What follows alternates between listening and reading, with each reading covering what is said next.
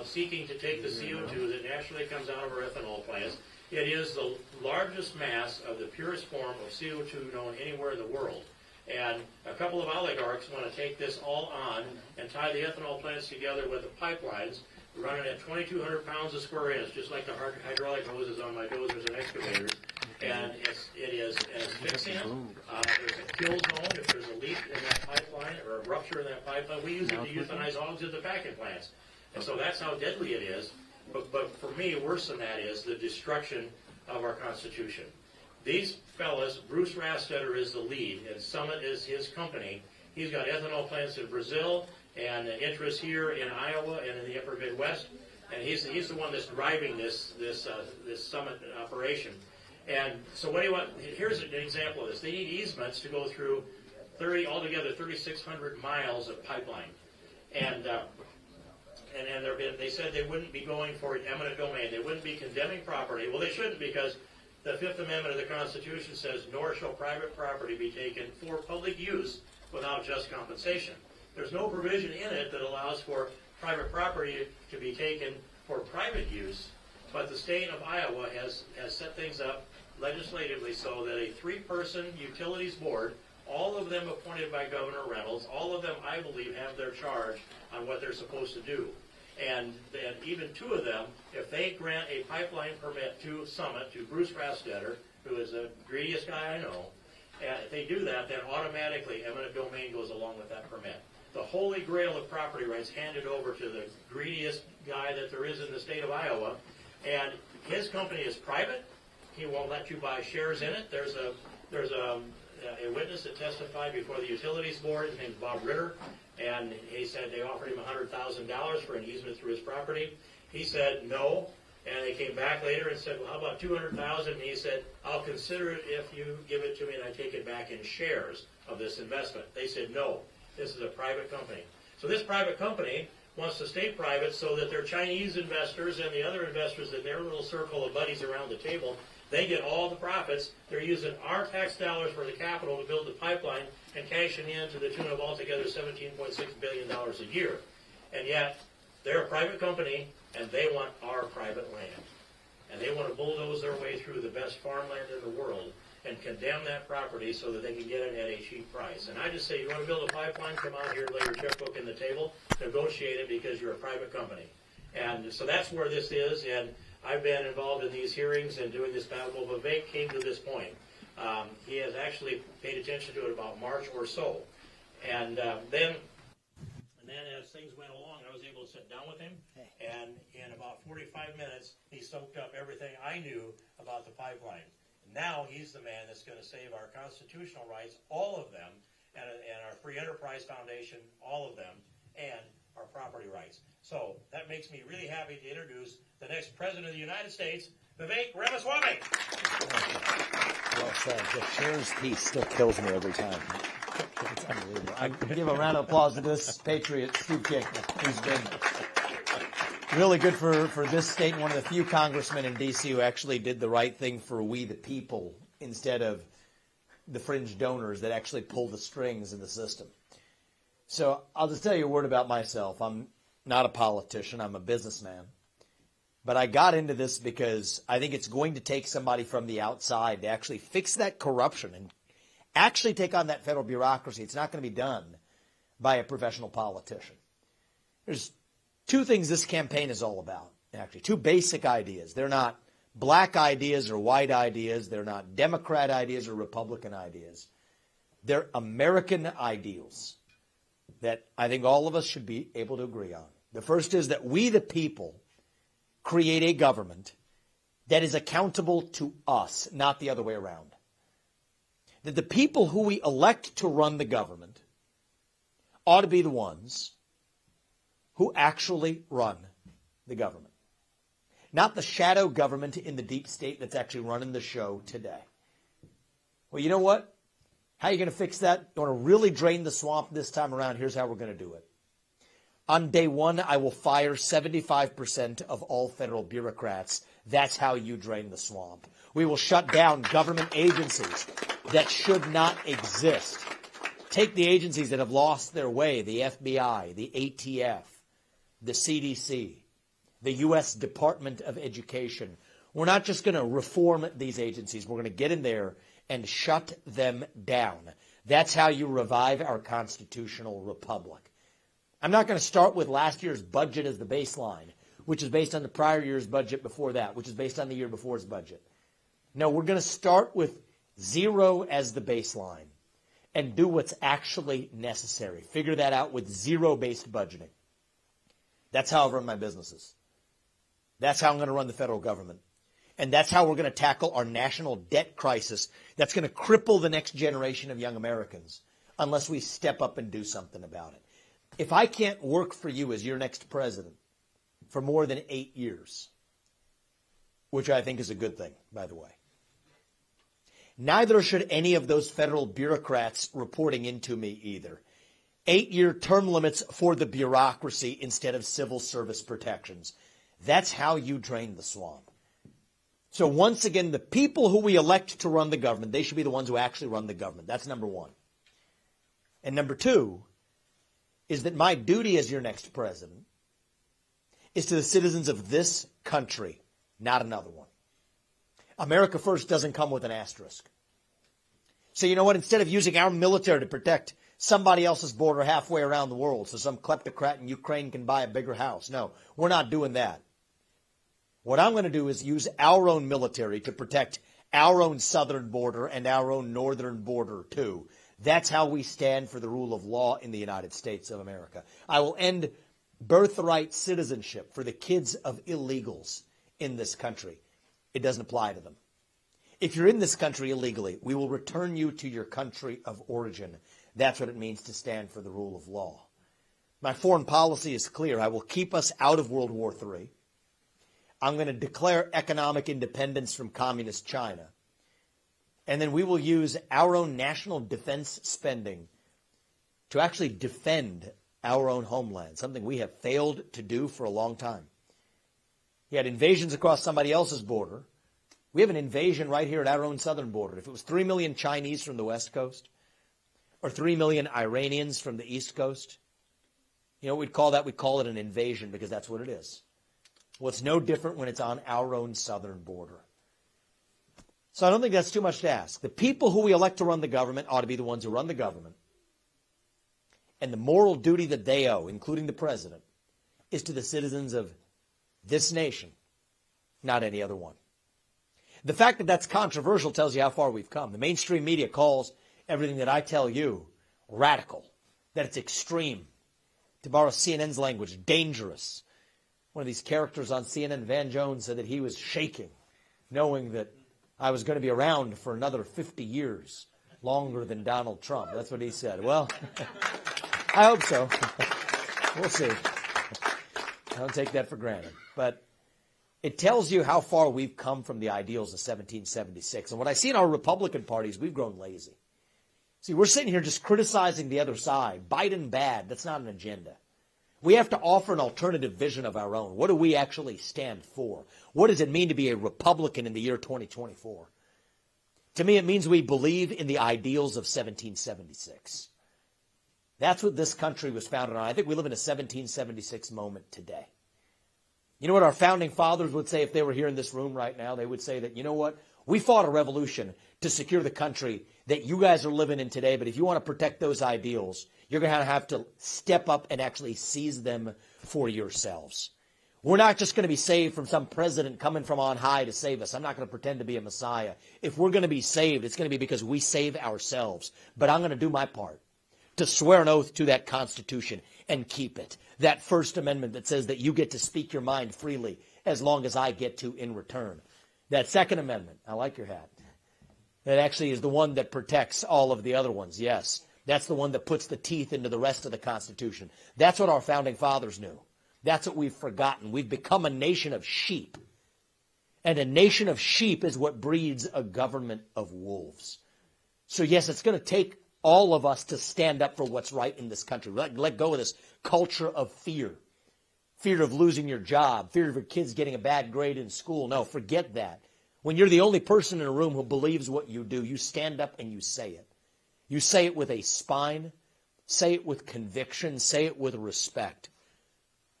But part of respect is that you respect your neighbor enough to tell him what you actually think.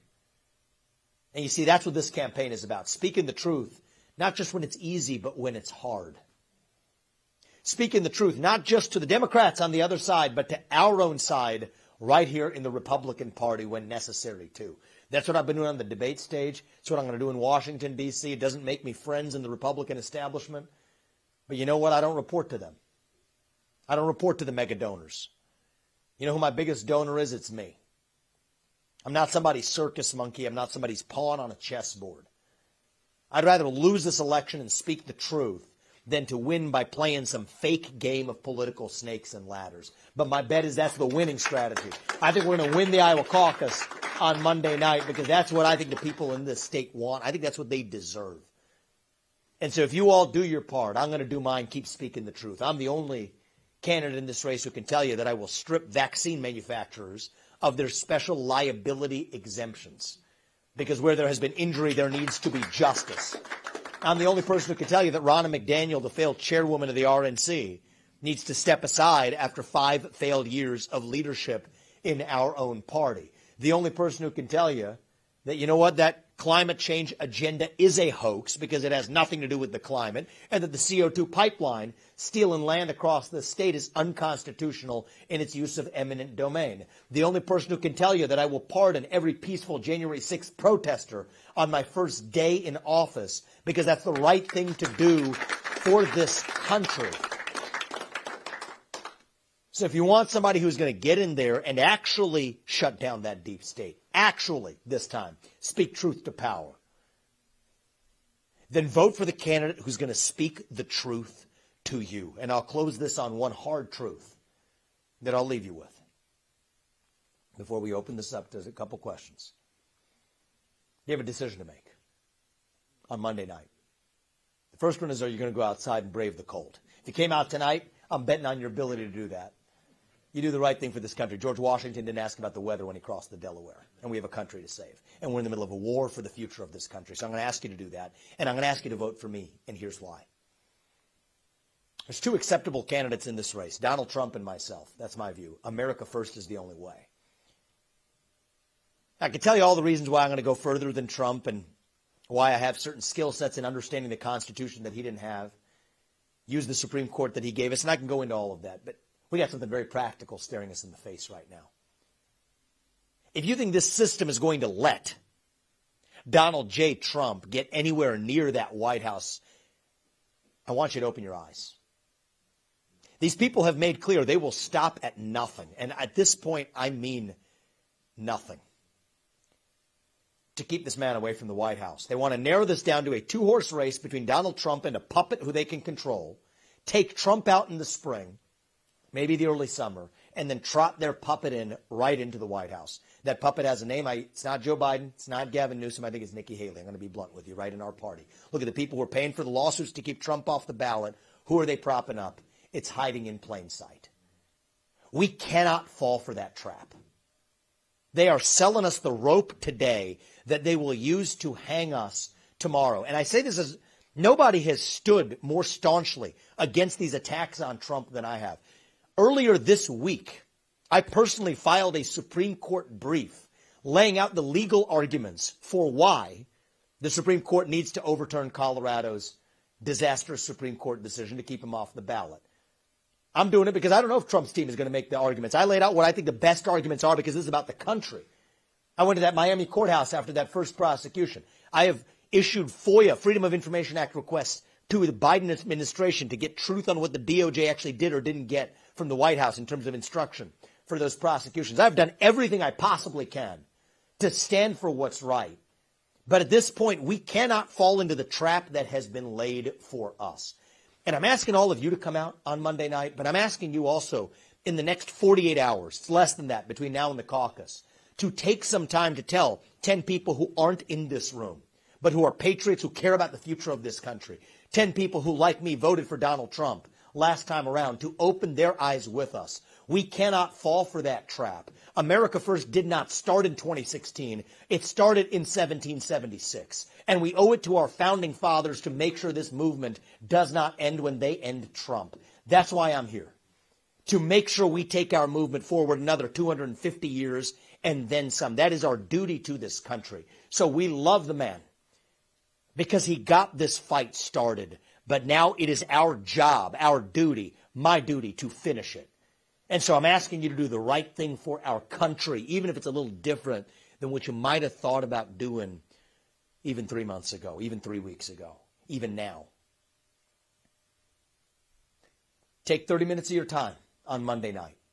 Take a little bit of your time between now and then to tell the 10 people in this community what we're talking about right now. And if you all do your part, do what's right for this country,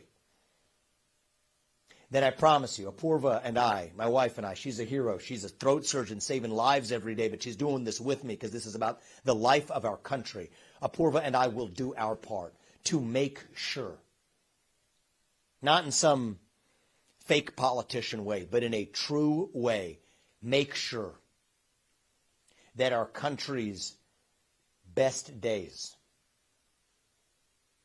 are actually still ahead of us. Thank you for coming out tonight, guys. God bless you and your families, and may God bless our United States of America. We will not stop until we get this job done. I want to open this up, take some questions from you all. Give me the hard ones. I'm going to sit across the table from Xi Jinping in about 18 months. I can handle them. You guys have an important decision to make, and I'm asking you to do something in the next 2 days, so I owe you whatever answer to whatever question you have. So we'll take them, and Esther can even bring you a microphone. We'll start with you, sir. Do you believe that Jesus died for our sins? I do. I do. Now, I can tell you about my faith, which is a little bit to give you a full picture of where my faith is. I am Hindu. It's a different faith than traditional Christians who have run for U.S. president. Not all of them. Thomas Jefferson was actually not a traditional Christian. He was a deist. John Adams kind of became a little bit of a Hindu scholar after he left the White House, but most of them, it's a different background. But I'll tell you what my faith is. There's one true God. He puts us here for a purpose. It's our duty to realize that purpose. God works through us in different ways, but we're still equal because God resides in each of us. That's the heart of my faith. I had a very traditional upbringing. My parents taught us that family is the foundation. Marriage is sacred. They taught us it's between a man and a woman. That adultery is wrong. That divorce isn't just some option you pick off a menu when things don't go your way a little bit. That the good things in life involve a sacrifice. It's not just about this life. It's about eternal life. That's what my parents taught me. I went to St. Xavier High School in Cincinnati. It's a Christian school where I was educated. We read the Bible for the first time in 9th grade. And I could tell you when we read those 10 commandments, it didn't feel like I was reading them for the first time. There's one true God. Don't take his name in vain. Observe the Sabbath. Honor your parents. Don't lie. Don't cheat. Don't steal. Don't commit adultery. Don't covet. These values didn't feel to me like they belonged to Hindus. They don't belong to one faith. They belong to God. Now, for me, would I be the best president? Am I going to promise you to be the pastor for this country? I'm not. But will we stand for those shared national values that this country was founded on? Yes, Judeo-Christian values that this country was founded on, the same values that I was raised in. You're darn right I will. That's my responsibility. Will I swear an oath to that Constitution and keep it? That's my job. Yes, I will. Including the First Amendment, which includes the right to practice your religion freely without the government standing in your way, protecting against that assault on religious liberty that we've seen in this country. I don't think existing politicians have done a very good job of that in the last 25 years. In the heart of my faith, actually, one of the core teachings is that we don't get to choose who God works through. That choice belongs to God. It's actually a core teaching in the book of Isaiah. We make it further into the Old Testament. We get to the book of Isaiah. That's the one where God chose Cyrus, all the way in Persia, to lead the Jews back to the promised land. That brings it back to why my faith gives me my purpose. It's actually what leads me to this race. I think God gives each of us our own unique God-given gifts. It's our duty to use those gifts to do what is right in the short time that we are given. And in the next president, I think it's going to take, yes, an outsider with sharp elbows who's willing to break things when necessary, break some glass. And I've been doing that in this race. I'm going to do that in Washington, D.C. Trump brought that. I bring that on steroids. But I also think it's going to take an outsider who knows and deeply understands the law and the Constitution in this country. And those two things don't usually go together. You'll have the legal academic type over here. You'll have the business guy who can execute over here. But those two things don't usually go together. And that's why I believe I have a duty to be in this race, because God gives every one of us our own unique gifts. It's up to us to look ourselves in the mirror and ask ourselves how we will use those gifts to do what's right. And that's what led me to sit down with the poor of a little over a year ago and say that I felt this was our duty, not because it's convenient when we have, at that time, a 6-month-old and a 2-year-old, 2.5-year-old at the time, but because it's the right thing for our country. So that's why I'm asking you all to do your part, but I promise you all I'm going to do mine. And it's my faith that guides me. It's not being done by us. It's being done through us. And reviving faith and family and patriotism and hard work. Making that cool again for the next generation. I do view that as part of my responsibility too. And so hopefully that tells you a little bit about my beliefs and why we're in this. Thank you, man. I appreciate it. Thank you. Thank you. Thank you for letting me share that.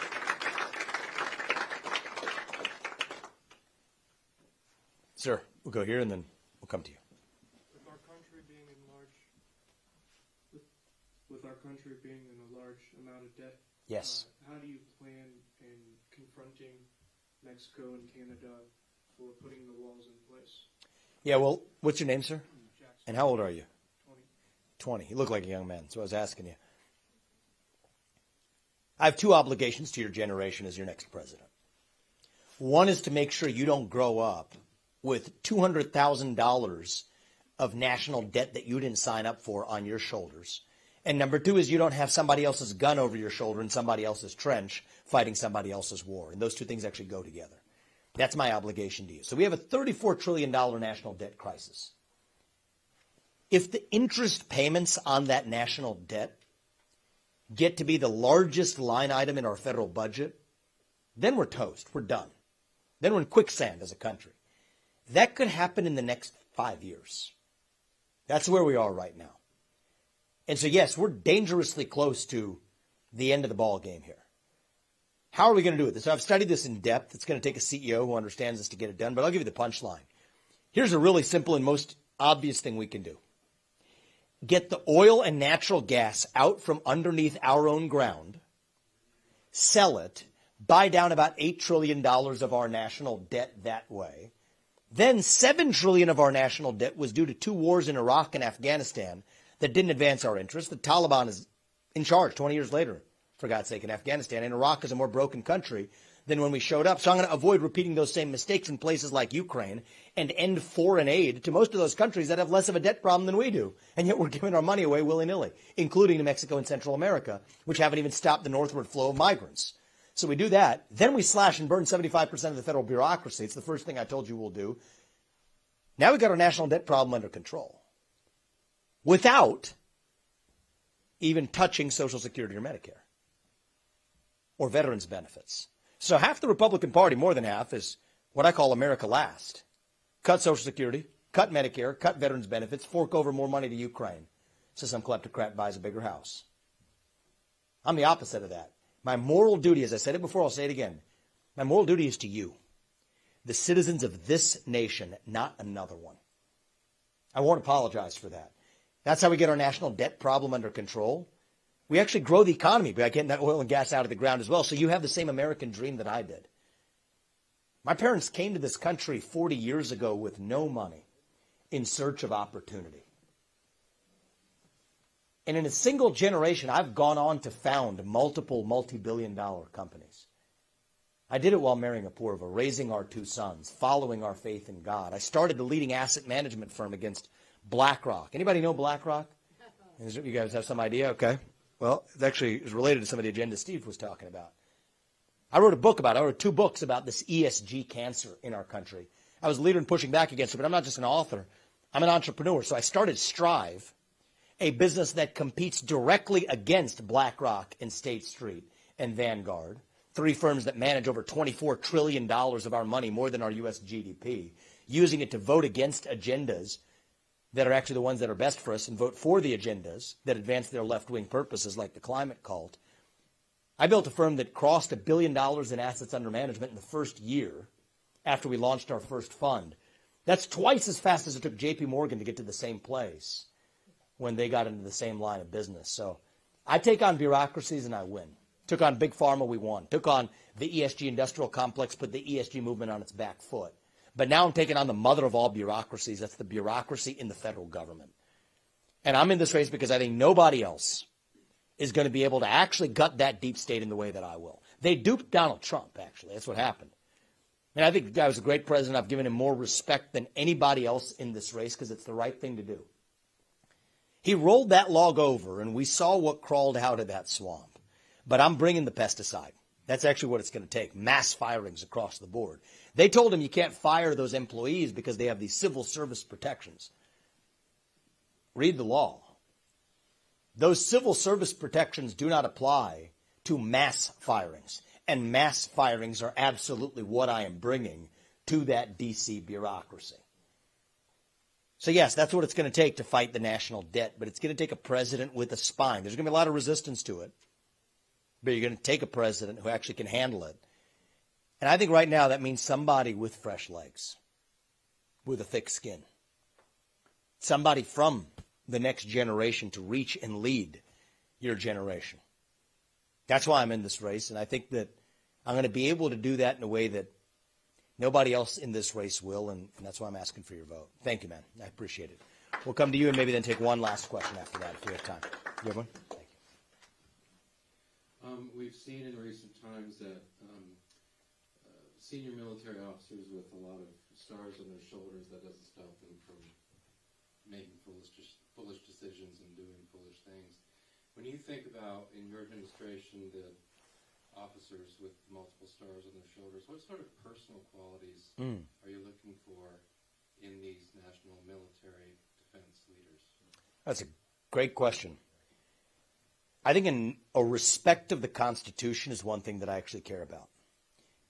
Above all, for anybody who's going to serve in any position in the government. I think what's happened to a lot of these military managerial class members at the Pentagon versus the young men and women who are actually serving is they're getting disconnected from the folks who are actually on the ground serving the country. So we got a bunch of bureaucrats wearing the stars, but they're not actually behaving as though they have skin in the game for the people who are on the front lines. And so I think part of the problem is there's too much of a hierarchy. One of the ways I've run my business is if somebody's excellent at what they do, I don't care what their age is. I don't care what their qualifications are. If they've demonstrated themselves to be the best person for the job, let's move them up. And in some ways, even if you're an analyst and then you rise the ranks at a major corporation, sometimes you forget the skill sets by the time you actually get to the top of the food chain, where it's actually good to have somebody at the top of the food chain that remembers what it's like to be in the trench. And so I think we're actually going to bring some fresh blood out of people who have risen the ranks of our U.S. military, seen the perils of some of the bad policies that have been foisted from on high. I mean, let's even take some basic ones. The COVID shot, mandated for so many of our sons and daughters, many of whom refused to take it and then lost their job for that reason. So one thing I've pledged is that anybody who's serving in our U.S. military who lost their job because of their refusal to take the COVID shot will have their position restored with back pay times 1.5x. That's justice in this country and the right thing. But somebody has to be, end the woke indoctrination. People on the ground are seeing how that's divisive. It's uninspiring. It stops us from pursuing common purpose, which is protecting this homeland, instead distracted by racial ideologies and gender ideologies that are dividing us to a breaking point. So I think that's what I'm going to do is get the middle management, get the upper management out of there, get the managerial class out of there, and get the patriots who have more recently served on the front lines. And if it means to putting 2 stars or 3 stars on and skipping the process a little bit, that may be what it takes to actually restore the lifeblood of a Pentagon that otherwise has lost its way. And yes, I will be cleaning house at the Pentagon. I can also tell you something that nobody else in this race apparently can. I'll tell you that Nikki Haley won't be my vice president, won't come anywhere near that White House. I'll tell you anything about John Bolton or Lindsey Graham relegate the Dick Cheney vision of our Republican Party, relegate it to the dustbins of history. I think that's one of my learnings from Donald Trump as well, is he had the right ideas, but if you staff your administration with people who are hostile to your own agenda, especially in foreign policy roles, you end up with actually a difficulty in implementing your own agenda. I'm not going to make that same mistake, and I'm not blaming him for the past, but I'd like to actually learn for the future. That's what it's actually going to take. And so I don't sit here bashing the predecessor, but I will tell you that I'm going to learn from those experiences to make sure we actually lead our nation forward. We have the No to Neocons pledge that we launched in this campaign. Say that basic ideas that every person serving in my administration is going to have to sign up for, which is some basic ideas that war is never a preference, only ever a necessity. The moral obligation of U.S. leaders is to the citizens of the United States of America, not any other one. That's something that I'm going to have not only myself stand by, but everybody who serves in our administration to stand by as well. That's what it means to serve as your next president. So thank you, man. I appreciate it. We'll go right next to you for taking the next question. I actually have two of them. The first one would be with the State Department. It's going to have to be cleansed. How do you plan on doing that? Deep cleanse is what I would say, yeah. Big time. And the second one, have you thought about how you're going to reform the military and reorganize the military, which it greatly needs to be done? Sure. So I think cleaning house at the State Department, in some ways, I talked about the Pentagon. The State Department's actually far worse than the Pentagon when it comes to actually the neocon addiction to foreign wars that don't advance our interests. That's the part that's disgusting. And so we actually lack a good bench here on people like George Kennan. You guys may not know who that is, but he was one of the lead architects of the Cold War deterrence strategy. He wasn't some pacifist or isolationist, but he was a guy who was a realist that understands that nations actually respond based on their own self-interest.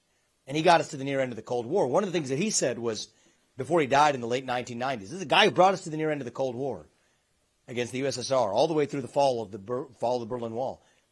What he said in the late 90s was one of the worst mistakes we made in this country in the post-Cold War period was actually NATO expansionism.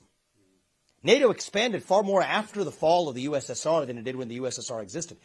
I put that at the feet of our Secretary of State and our Secretaries of State ever since, and the State Department. And so we need to really clean house at that State Department and restore what I call realism in our foreign policy. That's going to mean probably a U.S. Secretary of State who's actually an outsider, possibly even somebody who comes from the business world. It's all about actually effective deals, understanding what the incentives are of the other side so we're able to make that same deal in return. I'll tell you, for example, how we'll end the Ukraine war. I'll end the Ukraine war on terms that actually are better for us and terms that Russia would agree to. Russia and China are in a military alliance with one another. That's what's the biggest threat to the United States. I'll pull Russia apart from its military alliance with China, but in return, we'll say that, you know what, NATO will not admit Ukraine to NATO, which is what Russia has been asking for all along.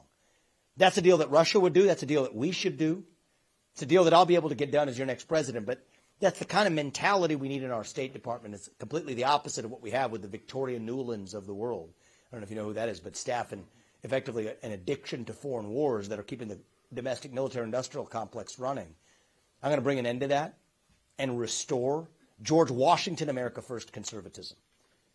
That's when America First began. He was the first America First conservative. It wasn't Donald Trump. It wasn't Reagan, although I respect the heck out of both of them. It was George Washington who said that our foreign policy job is to actually stand for our own interests without the unnecessary foreign entanglements that the Secretary of State and the State Departments have gotten us into.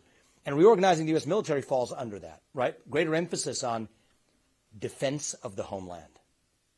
We have 40,000 troops stationed in Germany. They shouldn't be there. Germany doesn't even spend 2% of its own GDP on military expenditures. That's actually the NATO commitment, and Germany's not keeping it. We're sitting here as the fools laughing, subsidizing them. They're the ones actually laughing at us in return. I'm going to move those troops to the United States of America, to move to our own southern border and our own northern border. It's about $100 billion is what it's going to cost to harden our electric grid.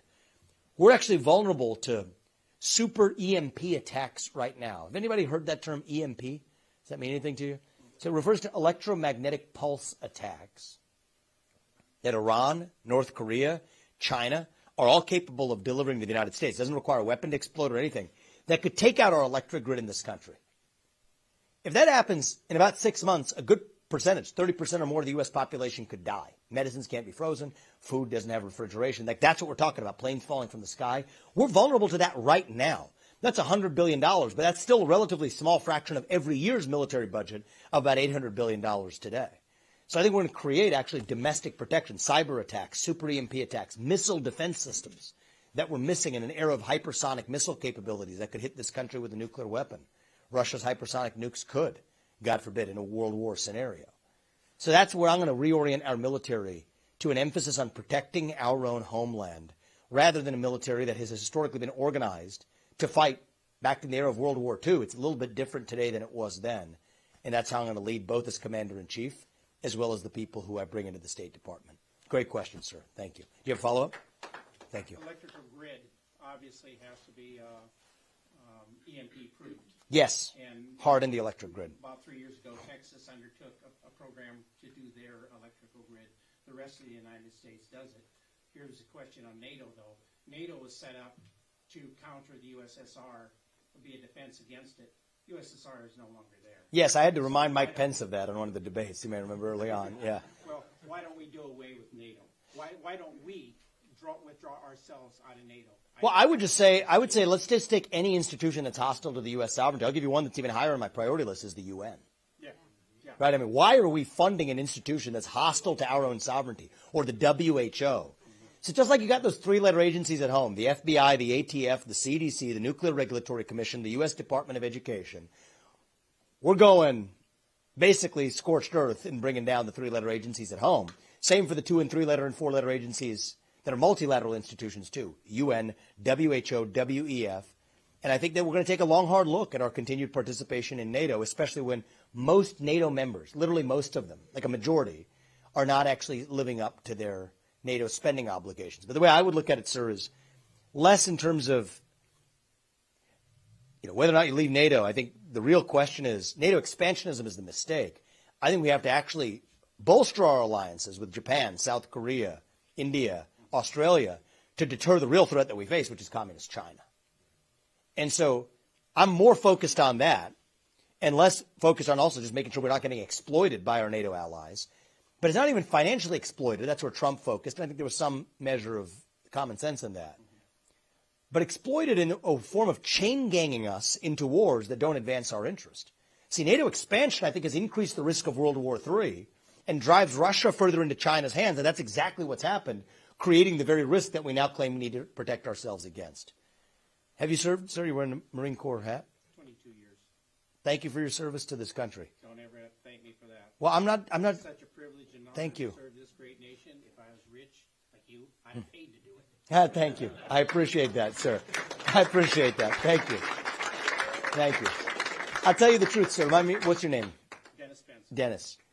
The reason I said thank you and make a point to say that is, first, out of respect to those who have served, but second, it's because we have young people in this room, actually. And I think it's important for the next generation to know that we actually genuinely respect the people who have served this country, because right now, we have a 25% recruitment deficit in our U.S. military. I'm proud, and it gives me inspiration and just energy to hear you say what you just said. But right now, we have a crisis of national pride. Young people aren't serving in our own military. Part of this is they're seeing how we treat our veterans on the back end. The other part of that is we're going there. Pointless we're wars. sending young men to pointless wars. Yes, exactly. They're smart. So they're smart. If you're going to send me to go fight in some pointless war, and then I come back and this is how you treat your veterans on the back end, why am I going to risk my life on the front end? So I want to stand for our veterans, A, to stand for our veterans, but B, because we have to set the right signal to the next generation. That's why I've said that if you're coming back from combat roles, we should have paid 6-week decompression buffers in a third-party location before sending people, thrusting them back into civilian life. That brings down PTSD by 80%. Veterans should have the ability to report their PTSD without fear of getting tagged with the red flag law, which is what's happening today. Those privacy restrictions, I'm going to put them in place. Veterans deserve not to have to drive, even on a day like today, 200 miles to get to the nearest VA center. We're going to actually allow for veterans to get community-based medical care paid for through the VA if that's the veteran's choice. Medical choice for veterans, Schedule I drugs. that are far better than fentanyl or suicide, what they're turning to today, we should make those medical options available to veterans who suffer from PTSD. I can't be a president who federally taxes veterans' benefits and active duty military compensation. It doesn't make sense in terms of the signal that we also send. And I think that our own veterans need to be treated as the shareholders of the VA, in that, you know who sets the compensation of a company, CEO, or the CFO? It's the shareholders that determine that through the board. Well, I want the people who run the VA to be accountable to our veterans and to have a say in who actually is hired or fired at the top and what their compensation is or isn't. That's how we actually stand for our troops and stand for our veterans, not with lip service, but with action. And those will give you some sense of why I'm doing this, is to send that signal to the next generation as well. So thank you, sir, is what I will say. Thank you. Thank you. Are you going to be able to combat the World Economic Forum? Yes, to some extent. And part of it was we're going to have to defund them. Our own money is being used to fund them indirectly.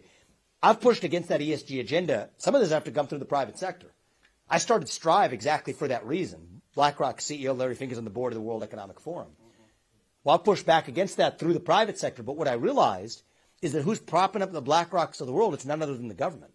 Using our own money, including government money, including, bad news for you guys, Iowa's state pension funds are invested with BlackRock to vote for these World Economic Forum policies, and our own companies using your retirement funds to do it. So Biden has passed an ESG rule, I'll rescind that said that historically investment managers had to do what maximizes profit. Now they say, I'll use the language of the rule, what do they say?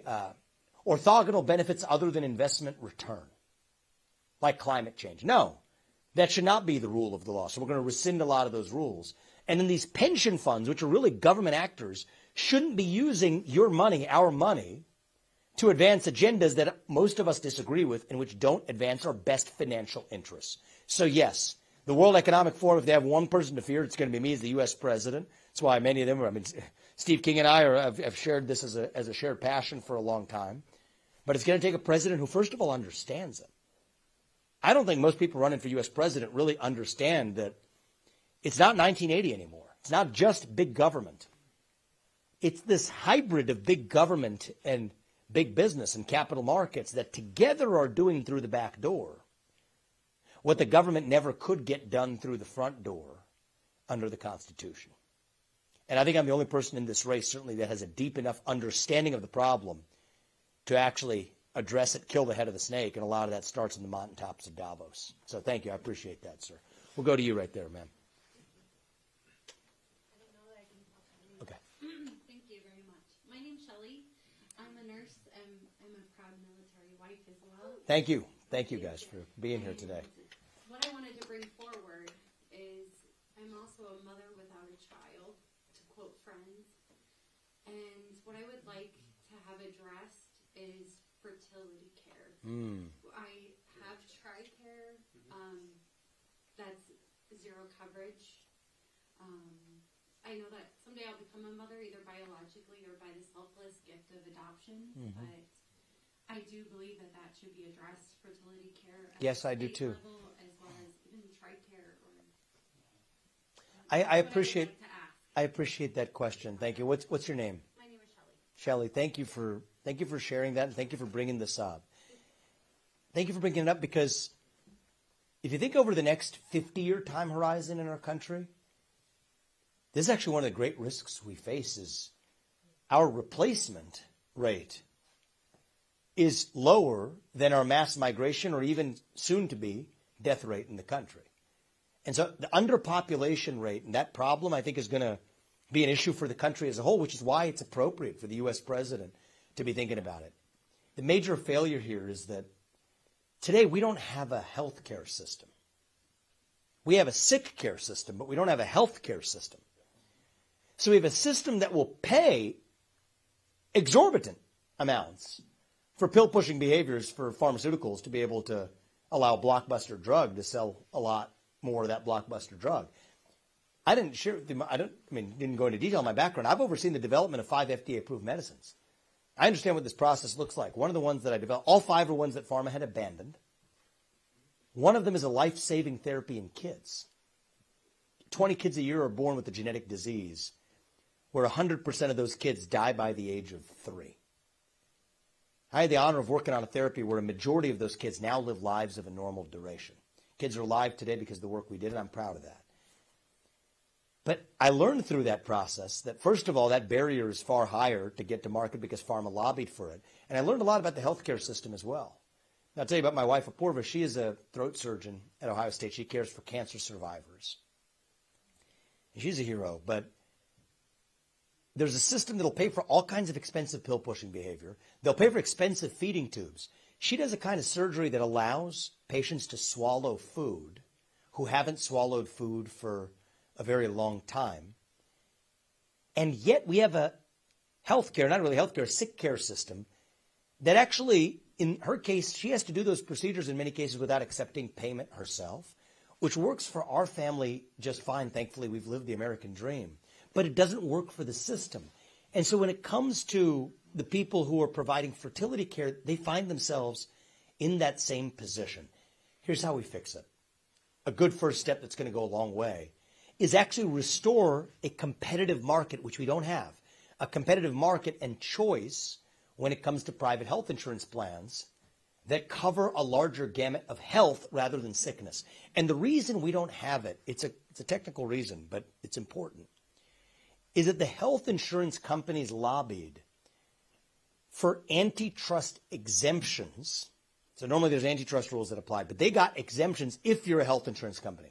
Just as the pharma companies got the liability exemption if you're a vaccine manufacturer, that you can't be sued. So all these healthcare companies lobby for these special exemptions. If we rolled that back, instantly you would have greater mental health care, greater fertility care, greater reimbursement for even nutrition management, diabetes and obesity, rather than paying for expensive drugs in the back end. That's what you'd see. The reason we don't have it is it's the combination of healthcare insurance industry lobbying and pharma industry lobbying that has rigged the system against people like you who are looking not to address sickness, but to address health. And I'll say that's one of the things I've learned in this process is that probably the most popular question that I get on the campaign trail relates to healthcare and access to healthcare relative to questions that don't come up on cable news television or even come up in the traditional description of this political race. And I think it's going to take a president who has the patience to dig deep and understand what the heck is going on there to be able to do the right thing for the country as a whole. The first step, though, starts with gutting that bureaucracy. That's the head of the snake where all of this begins. And so if you have a president who's actually able, not to point out the problem, but to actually gut the deep state this time around, actually drain that swamp. And it's going to take the president who has both those things, the brawn, but also the brain power of the Constitution to get this done. One alone is not going to work this time around. Then our country's best days are actually still going to be ahead of us. We don't have to be this nation in decline anymore. We don't have to be at the end of the ancient Roman Empire. I think if George Washington were here right now, what he would say is that as a nation, we're all still a little young, actually. Going through our own version of adolescence. Figuring out who we're going to be when we grow up. And when you view it that way, it makes sense again. You go through your adolescence, you go through that identity crisis. You lose your way a little bit. You do some stupid things. But we are stronger for it when we get to our adulthood on the other side. So, no, I don't think we have to be that nation in decline. I think we still can be a nation in our ascent. I'm not going to be the guy who walks in here and tells you it's morning in America, guys. It's not. But it can be. I won't tell you that the American dream is alive and well. I can't look a young person in the eye and tell you that. It is alive and hanging on for life support. But it can be. And I'm asking you to do your part to make it so. Monday night, 30 minutes of your time to save this country. The next 2 days, take whatever extra time you have to tell the people in this community who couldn't make it out in the snowstorm tonight to be here. Tell them what we talked about. open their eyes. Make sure we don't fall for the trap that the system has laid for us. We can't walk into that. If you want to save this country, if you want to save Trump, I'm asking you to even vote for me. It's going to take the future of America First to lead us forward.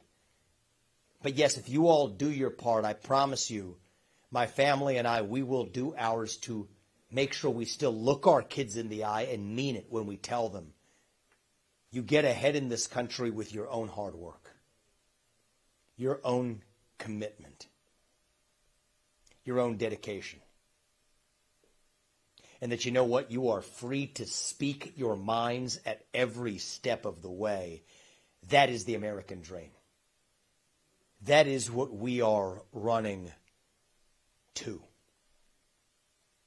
And with your help, that is what we will revive to save this great country. Thank you for coming, guys. May God bless you and your families, and may God bless our United States of America. Thank you all. I appreciate it. Thank you. Thank you. Thank you. Ladies and gentlemen, the next president of the United States of America. I appreciate you. Everything On Monday night, we can save this country together. Caucusing for Vivek. I'm going to go on the radio on Monday. They know me by my cover name is Gunny. I'll go on and I will speak to you. Oh, I appreciate that. That sounds good. Thank you. Are you a precinct captain for us? Are you a precinct captain for us? No. If you're open to that, you can also speak at the precinct. Our team, Sam, I'll speak wherever you want me. I would love that. Thank you.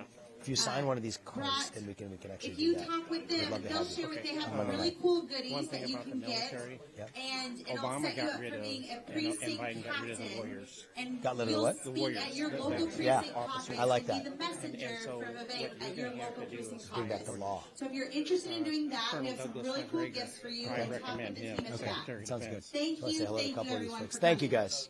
Thank you for coming, guys. I appreciate it. Thank you. Thank you for being here. Thank you, man. I appreciate it. Nice to meet you. Good to see you, man. Thank you for hanging all day. Thank you, sir. Thank you, guys. If you're open to next 48 hours, if you're able to just pound the phones with us. We're doing it. You are? You already are? I've contacted like 15 In Iowa? veterans organizations in Iowa. Oh, awesome. Awesome. And then you're feeding that to our team for the... I'm blind. Caucus. Good. Good. Good. Esther? Oh, you are? Esther, he said he's been contacting veterans organizations. Good. So just feed that to the team, and then so they can get out the vote operation. We can do that. Thank you. Yes, let's do it. Thank you. Yeah, we can just do it right here. We can do it right here. Right here is good. Thank you. Here, you can come on up here, sir, if you want to. I'm so glad to hear that you haven't dropped out. Oh, my God. Oh, my gosh. Why would we? Yeah. Yes. They try to spread that fake news to try to, yeah. So you're both from Nebraska? Yes. Thank you for being here, guys. Yep. If you do me a favor, Yes. the Iowa caucus is in a couple of days. Get 10 of your Iowan friends and tell them what we talked about tonight. Absolutely, I will. All right, you got I that will. for me. Thank you. They're in Nebraska. But he's going to call. But they're going to call their Iowans. I appreciate that. That's what that would be amazing. Thank you. Thank you, man. Yeah, I appreciate it. Where do you live, man? Council Bluffs. Oh, you do? Good. Yeah, Thanks I know for you were coming there in. yesterday. I was just going to say that. Yeah. I'm glad you're here. You done the Iowa caucus before, brother? Yeah, I have. You have? Good. Thank you. Thank you. Thank Hey, you. I'd love to have your support on Monday. And if you're able to spread the message to the other people in Council Bluffs, especially people in the younger generation, I'd appreciate that. Okay. We will protect religious liberty and we'll bring back I faith. appreciate that. And a core part of my faith, the answer to your question is an honest yes. Thank you. That's what I believe. Thank Thank you. I appreciate it. Thank you. Hey, it's good to see you, man. Where do you live? I live 8 miles. Oh, down you the do? road. Good to see you, man. Me and Yeah, my uncle, my father run a metal fabrication. good for shop. you, brother. Good for your family. Pricing for material has gone up so much. What's the in recent inflation? The years. whole thing, man. We got to increase the supply of everything in this country. That'll bring down the cost. Right.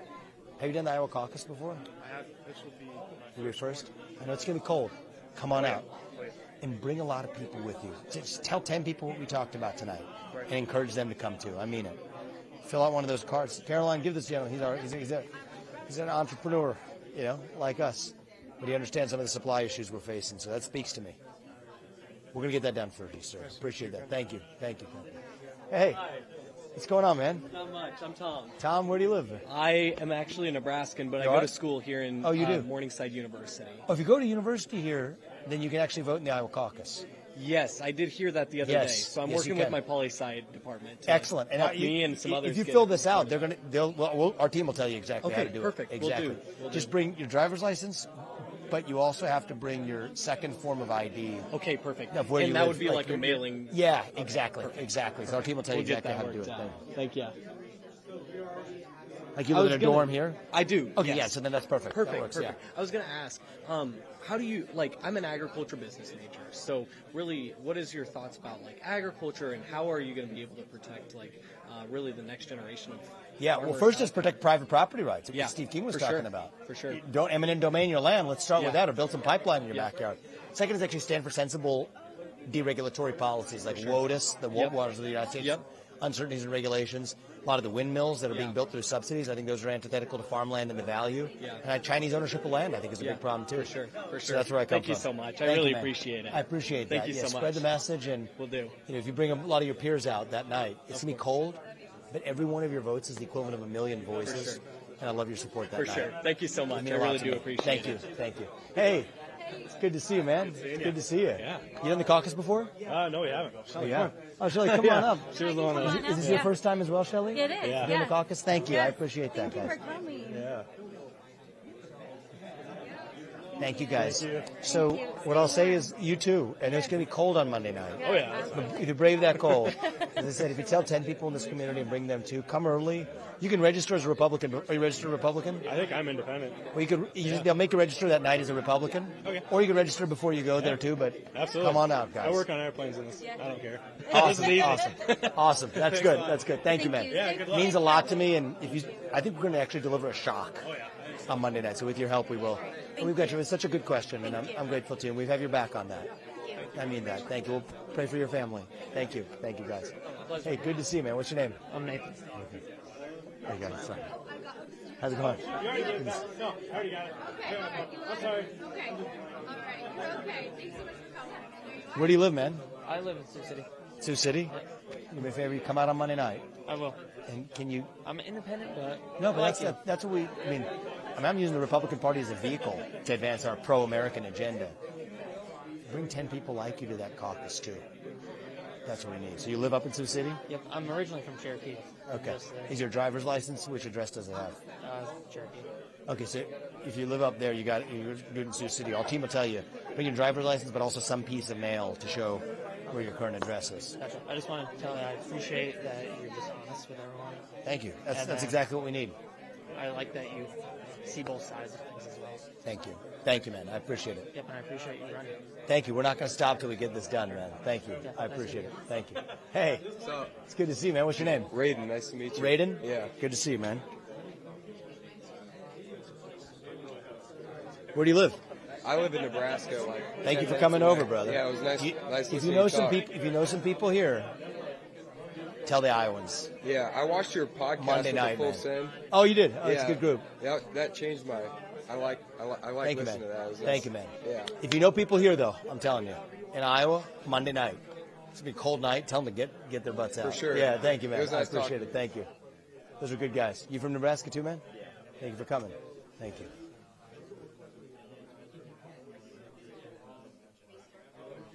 Thank you, man. I appreciate it. Take it easy. It's good to see you again. You as well. So Thank I just you. wanted to thank you for your I sacrifice appreciate for it. Thank you. running for president and taking Iowa so I seriously. appreciate everything you're doing. You got it. We're going the distance, and I know you talk to a lot of people. Yep. If you help spread this in the next 2 days, I think we're going to deliver a shock. You got it. Yeah, I appreciate your support, man. You as well. It means a lot. Thank you. You got it. Take care. Good man. Yep. You And know we got him? this. No, I don't, but he's from Canada, so. You're in Canada? Come on in, man.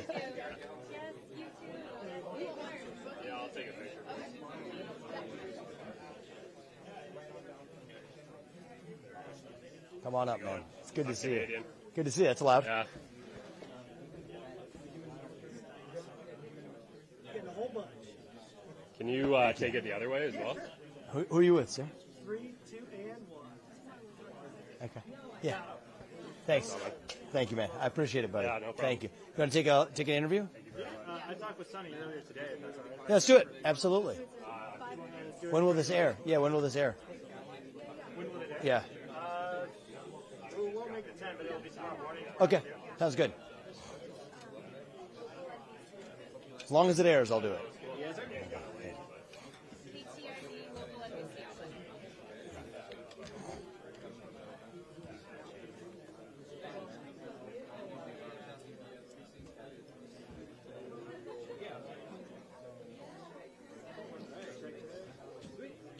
All right, so I'll start off pretty nice and simple. So just this final push towards the Iowa caucus, how important is it these next few days for you to really get your campaign done? Well, look, it's been critical for us. We've done more events than anybody else, and all the other campaigns combined. We'll have done over 390 events by the time of the caucus.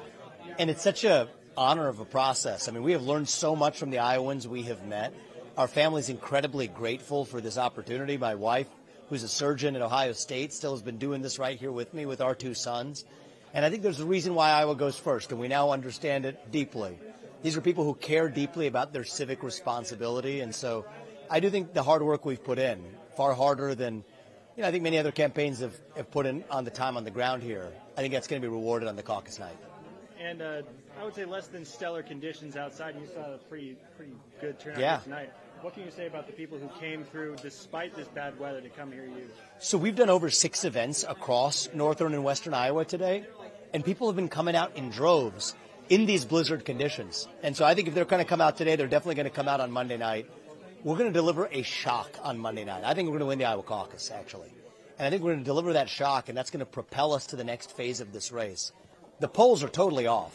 Many of the candidates, many of the caucus goers who are supporting us are actually first-time caucus goers. And so I think that's actually got the race set up exactly where we want it. The expectations are set modestly for me, but we're going to shatter those expectations. I've been proud to receive late endorsements from the likes of Steve King. Many expected him to endorse Trump. Steve Holt, one of the strongest constitutional conservatives in the state, who just switched his endorsement from DeSantis to me. Other state legislators like Eddie Andrews and others, Sandy Salmon, countless others like Jeff Shipley. The strong constitutional conservatives in the state, very late in this race, just in the last 48 to 72 hours, have come our way because they understand that it's going to take somebody who speaks the truth, somebody who isn't bought and paid for. Every politician is really anymore dancing to the tune of their biggest donor. And in my case, that biggest donor is me.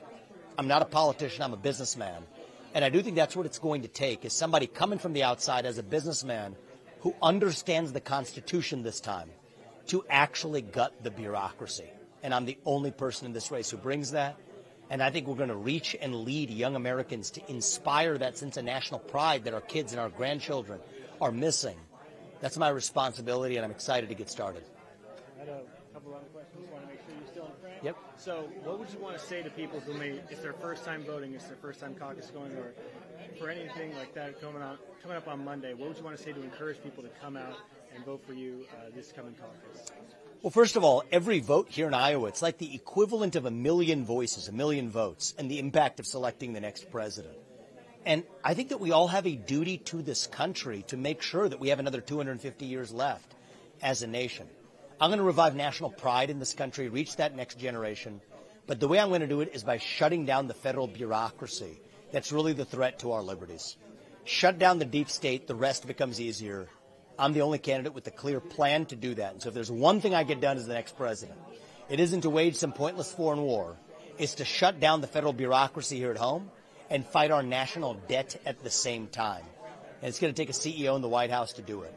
So if you want to actually save this country, you actually want to pass on that American dream to our kids and their generation, I'm going to ask you to do your part.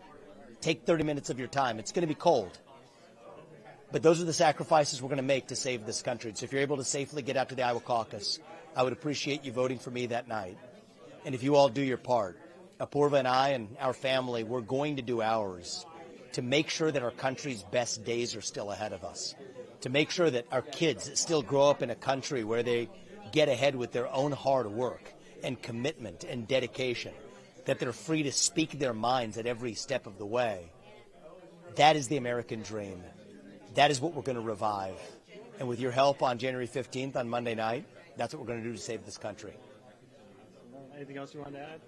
Yeah, look, I think that a lot of good patriots in this state are deciding between Donald Trump and myself, and I respect that. Donald Trump was a good president. I've been respectful of his legacy. I've supported him at every step of the way. But I think the system has increasingly made clear that they will not let this man get anywhere near the White House. I have pushed back against that at every step of the way because that's the right thing to do. But we can't fall into the trap that's been laid for us. I think they want to narrow this down to a two-horse race between Donald Trump and a puppet who they can control, then eliminate Trump and trot their puppet into the White House. We cannot fall for that trap. Our America First movement cannot end when they end Trump. This has to be a movement that lasts another 250 years. And so I'm saying I respect Trump. We love the man because he got this fight started. But now it's our job and my duty to finish it.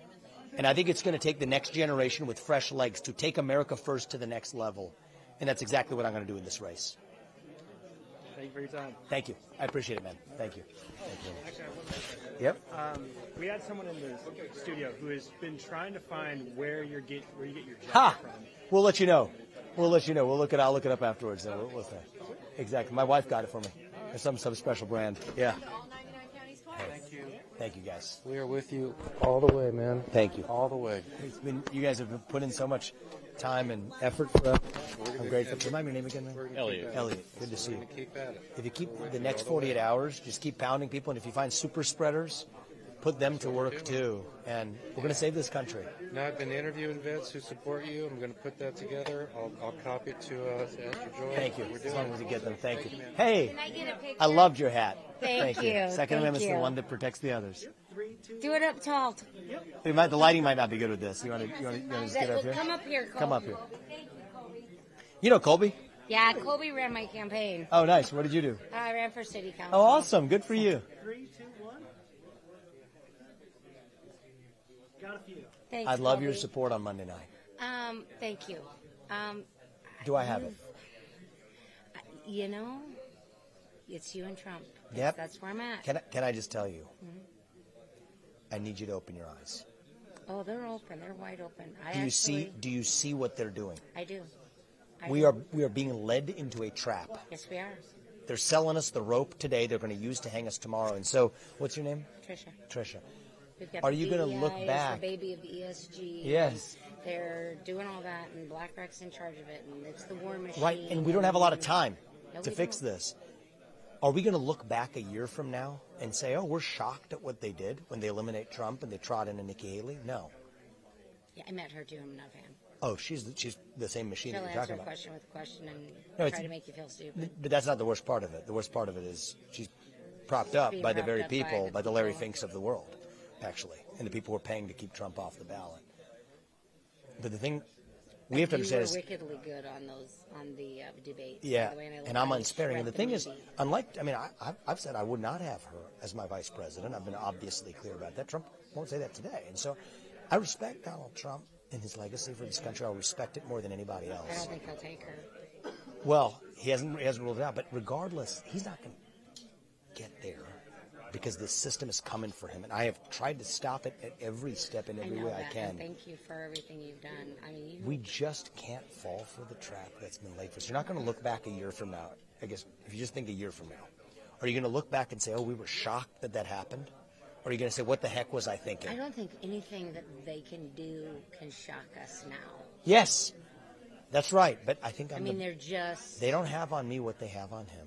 I understand the Constitution better and more deeply. I'm going to use that on our side. Oh, there's no doubt. You strike the swamp strikes back. But you got to use the Constitution to shut it down. I'm not building a new building for the FBI. I'm shutting it down. And I think that these are differences between Trump, who I respect immensely. I think he was an excellent president. I'm going to take the agenda further. And I'm going to do it in a way that actually gets there. We're going to secure elections in this country. We didn't talk about it today.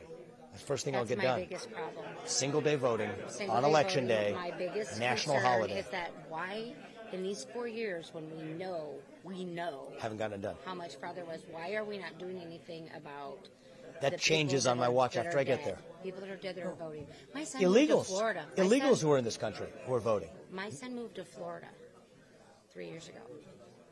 I still get voting stuff here. On day one in Florida, went, changed his license, registered to vote. He's voted in Florida. Yeah. Why am I still getting stuff here? It's unbelievable. I shouldn't. The worst stuff is you have people who enter this country illegally through mass migration that are submitting ballots as well. Why are we? They get a driver's license. Part of the Democratic As soon as they plan. get a driver's license, they're going to let them go vote. Are we checking that? We're not. Because why are a We're not. driver's license not the scan bar logged right into our citizenship on your ability Thank to, you. to vote? It should be, but And we should have to scan but it. But it's not that people, they don't know how to do this. It's that this is intentional. Oh, it's fully intentional. It's absolutely the long-standing party of the Democratic We have Party. compact states for DUIs. Why can't we have compact states for It's voting because and it's citizenship? intentional. Because it's intentional. It's intentional. Well, they're importing their votes. That's exactly right. It's just incentives And hiding now in they're plain trying sight. to do the loophole where we can make them police But the point is officers. we If didn't they're a get it police done. Officer, we can let them vote. And exactly. You know it well, actually. Oh, and Thank you. I I'm appreciate that. disgusted Because with most Republicans don't have the first clue that you do. But why are we allowing? We don't allow. If we go through an airport TSA, I mean, we're basically getting strip searched. Oh, of We're course, yeah. violated. Why are we busing people but into not doing O'Hare that. and, Yeah, and exactly. putting them behind black Because curtains? it's intentional, and you get it, and I know And- you do. and it's- and, I but mean, but these what are I'll tell you, Tricia, is These are that terrorists of course in they're our the criminals. airport. They're criminals. Does nobody remember 9/11? Yeah, well, here we are 20 years later, but we haven't fixed it yet. I've got the clear plan to do it. You're going to have to take somebody who's actually going to shut down the deep state. But if you're in a war, and we're in a war right now, I'm asking you to pick the general who is not yet wounded in that war. They will not let this man, and I need you to not lead us into this trap. You know the people in this community. I can tell you're a patriot. I knew that from the moment I just saw your hat in the way. You're our kind of person. Yes, you're our kind of person. I need you to do the right thing for the country, even if it's different from what you were thinking 3 months ago. I want to ask for your vote on Monday night. I'm going to give you a lot of consideration, and if it's not for Trump, it's for you. Thank you. 1,000%. If you want to save Trump, the vote for me is actually the way to do it. I will pardon him on my first day in office. They will not come for him in the same way. I think that. Well, I think If you want, they're going to try to. of course, They're coming. your eyes are open. And If you want to save Trump, a And I vote hope you for have me good is the way to do it. Yes, we because do. you have shook a lot of people up. Yes, we have. Yes, and we're going to be protected, and I believe that God ultimately provides the protection. But He put us here for a purpose. Yeah, You're a patriot. Don't do any parades. Stay out of convertibles. Yeah, I know. You know? We've studied our history. Yeah. It's just, it's very concerning Thank you. how hard they're coming. All of it. Yeah. Thank you so much for what you do. Thank you. Seriously. Thank you, Tricia. Do it for our country. You're wickedly smart, and the way you shred the media. I watched your video. Oh, the we're going other to not day stop on, till we get it done. Take your knee. I'm not going to kneel to you. Yeah, I don't bend any love to your that. You religion. know Thank what you. was I talking- appreciate you know that. I which remember the one. Washington That was Post. Awesome, and Thank I love you. it 'cause you say, you're going to come out, you're going to Thank say you. this. Thank you. Spread the message, and I'm asking for your vote on Monday night. It's the right thing for our country. Thank you. Thank you. I appreciate it. Thank you. Hi. Hey. Thank you. Good to meet you. Good to see you, man. Where do you guys live? We're actually from Michigan. Are you from here? Oh, good to see you. You go to Iowa? Or? No. I'm a big fan of Iowa wrestling, though. That's nice. Thank you for Great. visiting, Thanks guys. I so appreciate much. it. Thank you, man. Where are you guys from? I'm from here. You from here? Where, Yeah. nearby? Yeah. Nice. What's your name? Caden. Caden. Well, I'd love your support on Monday Thank night you. at the Caucus. Yep. You coming out? I'm not sure if I'm able to yet. We would appreciate it. It's the Yeah. equivalent of 1 million votes, man. Yep. Try to. I will. Sign up with us, and we'll help you get out. Alrighty, Save thank this you. country. You from here too? Oh, I'm from Kingsley, Iowa. Oh, good to see you. Nice to see you too, sir. He's planning on coming out on Monday. Yes, sir. Thank you. Can I ask you one more favor? Get as many people as you can to come out. I got you. Get your whole community, Kingsley. I appreciate it. Spread the message. We're going to do this. I got you, sir. Thank you. Hey, guys. Thank you for being here. Good to see you. It's just a little bit, yeah. Thanks for bringing the kids. Good to see you, man. Thanks. Bring them out for us. Yeah. Appreciate your support on Monday. You coming out? Yeah. Appreciate it, guys. Thank you. Would you like a picture? Let's do it, guys. I can take it. You want to take it? That'd be nice. Thank you. Okay. That's you can if you want. Yeah, that's their phone. Thank you, guys. Tyler, we're going to look over there. Thank you. I appreciate it. Thank you.